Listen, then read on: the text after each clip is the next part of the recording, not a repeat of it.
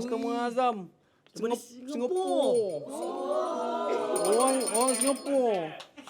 Mantap sih. Pembelian sebanyak RM4,720. Nama dia dulu. Nama dia. Okey. Kita ucapkan tahniah kepada Abang Muhammad Bazir.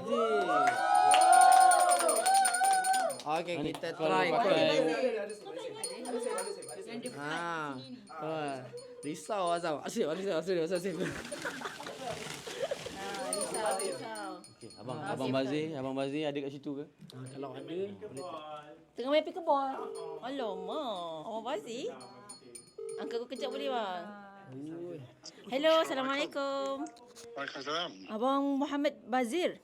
Ya. Saya Wana daripada Dia Signature bang. Ya. Saya nak ucapkan tahniah untuk abang sebagai pemenang kita punya TV, Smart TV 75 inci bang. 75 inci. Ya betul bang, sebenarnya year end sale kita hari tu. Alhamdulillah. Bang nanti tengok TV ajak saya bang.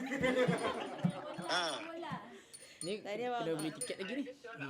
Tahniah bang. Alhamdulillah bos.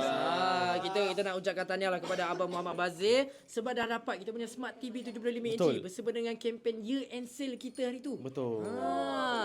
Alhamdulillah. So yang paling seronok saya kalau buat tajaan macam gini kan. Time cabutan ni yang paling saya suka. Kenapa tu bos? Sebab kita tak tengok siapa orang tu, berapa banyak dia beli. Kita lebih kepada nak tengok rezeki siapa ni.